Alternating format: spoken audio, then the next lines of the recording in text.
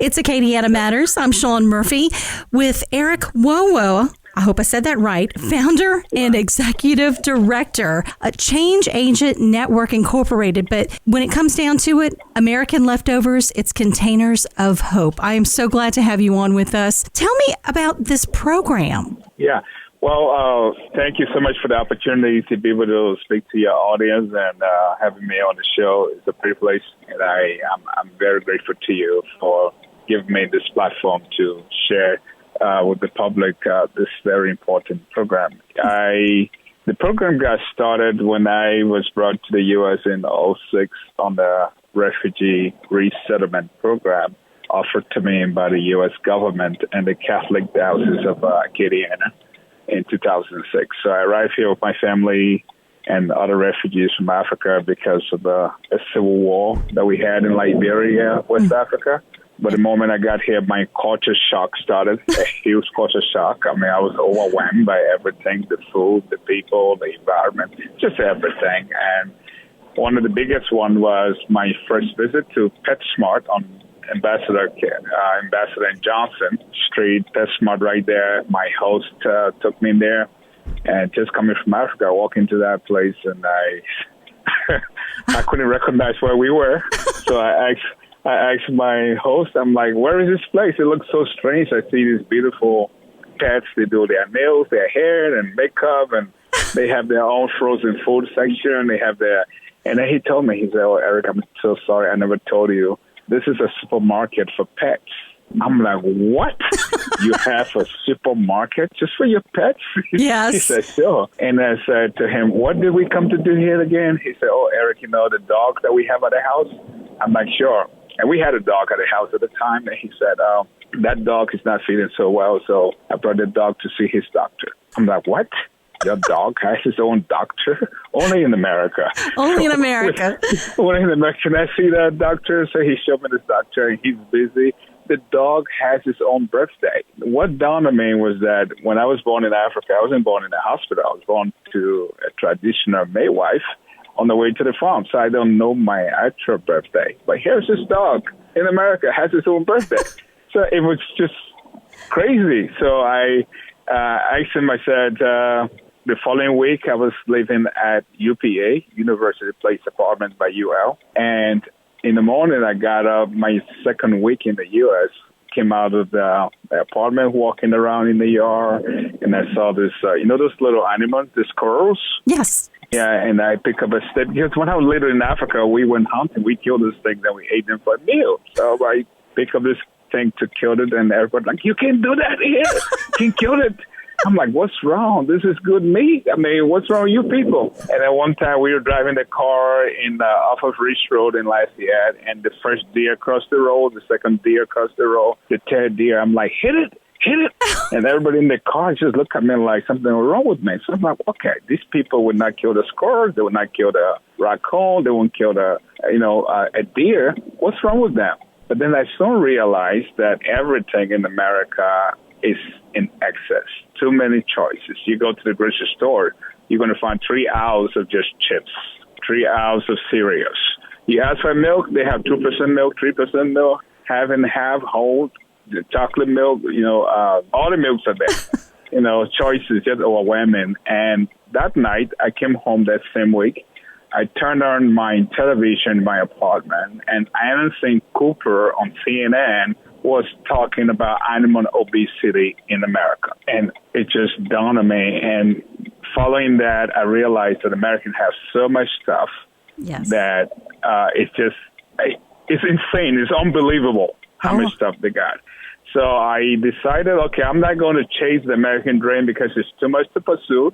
There's too much work involved with that, and I'm never going to achieve that dream, but I'm going to go after the leftovers from the American dream. There you go. So the program started that year, 2006, and ever since then, with the help of wonderful people from Lafayette, from Acadiana, I was able to start a nonprofit called Change Agent Network, and we have shipped over 20 containers of 40 foot since 2006 of school supplies, everyday stuff that people have, computers, old cell phones, sewing machines, dishes, spoons, clothing, shoes, anything out of the closet. So we want to help to unclutter the lives of the people living in America, because a cluttered life leads to stress, it leads to anxiety, depression. So we want to help them to clear everything out. So we've been doing this every single year. So this year again, we started. We want to ship at least 2 or 3 containers this year by gathering all this stuff from people. And we are a nonprofit, so they can get tax deductions if they want to have it. And those who don't have it, we all got stuff. So I know people have stuff. We all got stuff. We gather these things, we republish and repurpose them to educate children in Africa. We have built 28 schools in Liberia, Africa, 1 university, educating over 6,000 children a year. We are serving over 350,000 people out there just with everyday stuff from America. Yeah, we have mission teams and volunteer teams that go to Africa from Acadiana every year. Our next trip to Africa will be in May, coming up, and we want to take your stuff with us. We're not asking for the cars, we're not asking for the houses, we're not asking for the diamonds and the gold. We're asking for stuff, okay? Things that you don't have use for, and we want to use that. People may not be able to go. A lot of Americans may not be able to go to Africa or to anywhere else in the world to serve, but their everyday stuff can go for them and make a difference in the world. So that's a campaign we are on, and people who don't have stuff can help us with some donations, cash donation to pay for the shipping. It goes from Lafayette to Houston on the crate, and then from Houston it goes on to Africa, which takes about 6 to 7 weeks to get there. We don't have any Amazon out there. There's no Home Depot out there. You cannot place an order online for next day delivery. That's not happening, so sorry.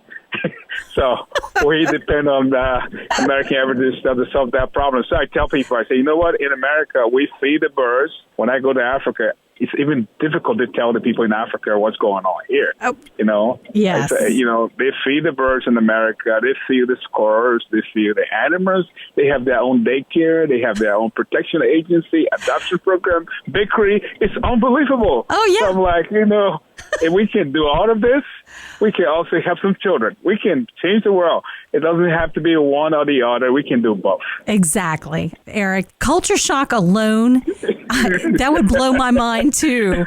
It's like it's still happening. It's still happening to me every day. I can't believe this is happening. Oh, but this is a wonderful, wonderful program. And you're not asking for new stuff. You're just asking for stuff. Around this time of year, we do something called spring cleaning. So as you're doing your spring cleaning, instead of just tossing it to the road, we can get it to you. Now, how do we get those items to you? So, like I said, I just give you my contact number. You can call me. If it's a lot of stuff, we have a crew that can come pick it up from you. And if you need a receipt, like a donation receipt, we can also do that for you for tax purposes.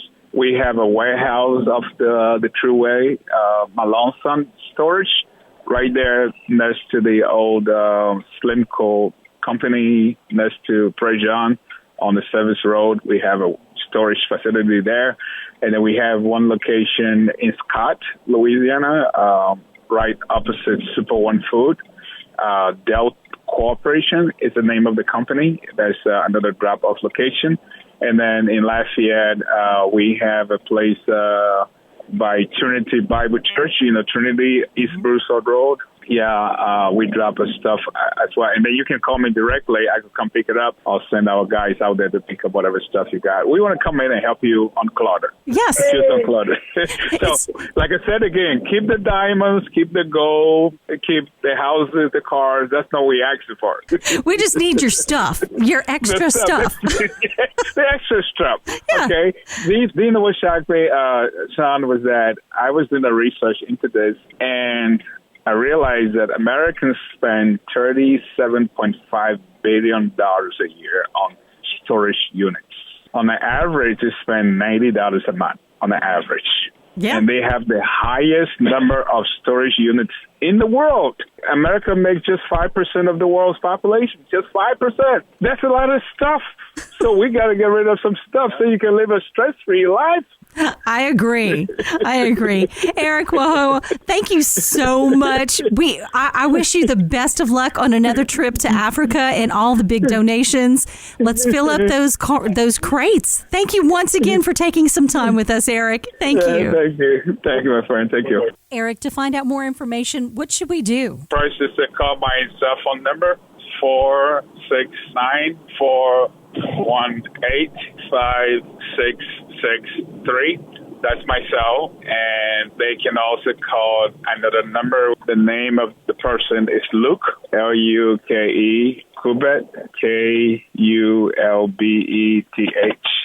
That number is 337-319-6020.